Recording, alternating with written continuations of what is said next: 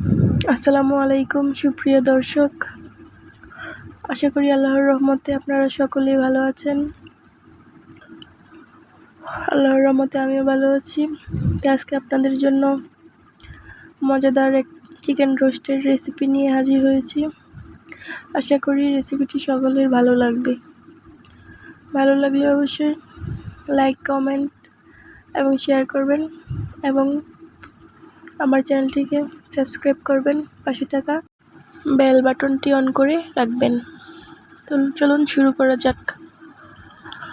এই জন্য আমি এখানে 2 কেজি পরিমাণ মুরগির মাংস নিয়ে নিয়েছি।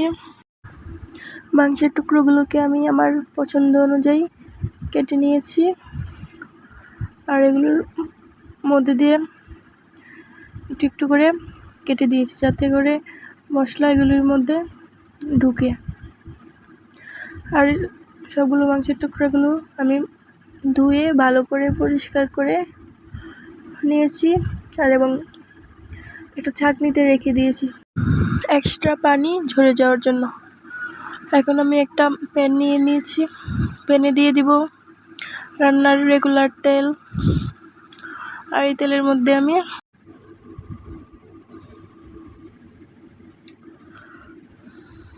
তেলটা গরম হওয়া পর্যন্ত অপেক্ষা করব।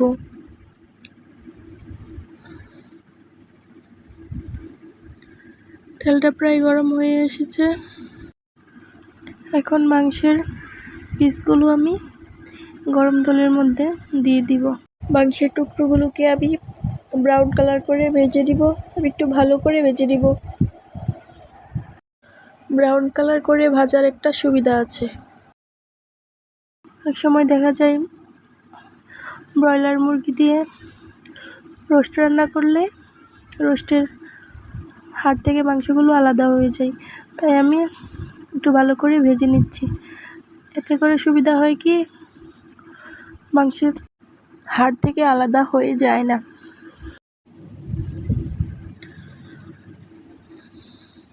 মাংসগুলোর নিচের পিঠটা ভাজা হয়ে গেছে। এখন আমি এটাকে উল্টে দিব। অপর পিঠটা ভাজা হয়ে গেলেই মাংসগুলোকে আমি চুলা থেকে উঠিয়ে নিব। এই পর্যায়ে আমি চুলার আঁচটা মিডিয়াম করে রেখেছি। আমার 2 পিঠই ভাজা প্রায় হয়ে গেছে। মাংসগুলো আমি এখন চুলা থেকে উঠিয়ে নিব।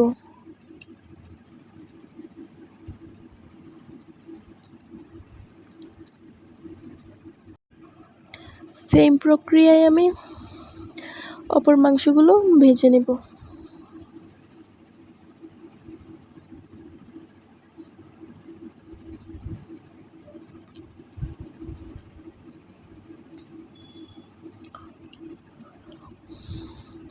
এখন একটা হাঁড়ি নিয়ে নিয়েছি। হাঁড়ির মধ্যে দিয়ে দিব আমার চিকেনগুলো ভেজে যে তেল অবশিষ্ট ছিল সেই তেল। আর তেলের মধ্যে দিয়ে দিব 2টা তেজপাতা, 2 টুকরো দারচিনি, কয়েকটা এলাচ।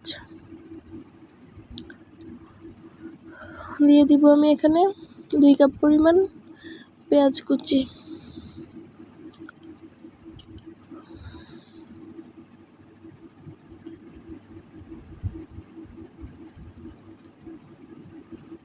পেঁয়াজ কুচি দিয়ে আমি কিছুক্ষণ ভেজে নিব।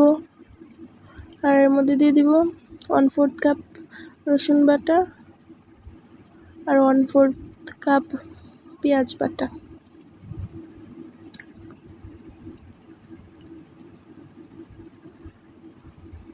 সবগুলো মশলা আমি আরও কিছুক্ষণ ভেজে নিব।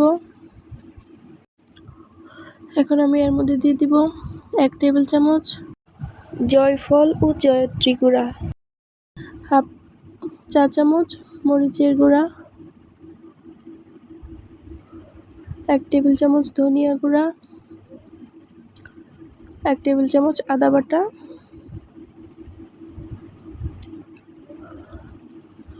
আর 1 টেবিল চামচ জিরা গুঁড়া। সবগুলো উপকরণ দিয়ে দিব স্বাদমতো লবণ। সামান্য পরিমাণ পানি দিয়ে এবার মশলাটাকে আমি ভালো করে কষিয়ে নিব। খেয়াল রাখতে হবে মশলাটা যেন নিচের দিক দিয়ে লেগে না যায়।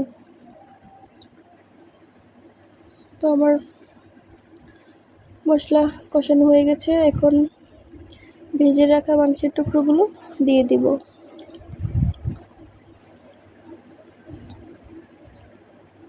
মাংসের টুকরোগুলো দিয়ে এই মশলার মধ্যে আমি কিছুক্ষণ নেড়ে চেড়ে কষিয়ে নেব। মাংসের টুকরোগুলো দিলে মাংস থেকে কিছুটা পানি বের হয়ে আসবে। তো এখন আর এই মশলার মধ্যে আমি কোনো পানি অ্যাড করব না।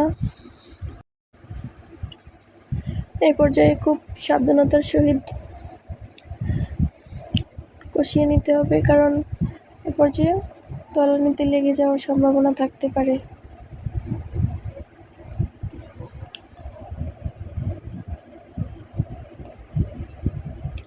আপনারা দেখতেই পাচ্ছেন কষানো প্রায় হয়ে এসেছে। এখন আমি এতে অ্যাড করে দিব 2 কাপ পরিমাণ লিকুইড দুধ। দুধটা আমি আগে থেকেই আমার বাসায় জাল করে রেখেছিলাম। দুধ বেশি ব্যবহার করলে টেস্টটা অনেক ভালো আসে, তাই আমি এখানে 2 কাপ পরিমাণ দুধ ব্যবহার করেছি। আর এখানে দিয়ে দিয়েছি 3 টেবিল চামচ চিনি। রোস্টের মধ্যে চিনিটা ব্যবহার করলে একটু মিষ্টি মিষ্টি ভাব চলে আসে, তো খেতে ভালো লাগে। আর দিয়ে দিচ্ছি 4-5টা কাঁচামরিচ। তো আমি মাঝে মধ্যে নেড়ে চেড়ে দিব।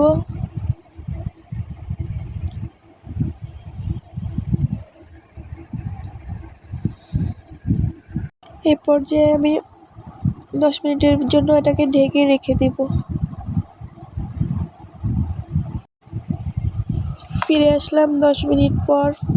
এর মধ্যে আমি একবার ঢাকনা খুলে নেড়ে চেড়ে দিয়েছি। মাংসটা আমার প্রায় কষানো হয়ে গেছে।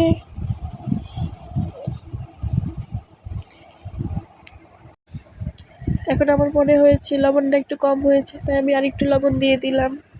তো আমার রোস্টটা প্রায় রান্না হয়ে গেছে। এখন আমি এতে দিয়ে দিব 1 টেবিল চামচ পরিমাণ ঘি। ঘিটা দিলে সুন্দর একটা ফ্লেভার চলে আসে। ঘিটা দিয়ে আমি আরও কিছুক্ষণ প্রায় 3 মিনিটের মতো নেড়ে চেড়ে রান্না করে নিব।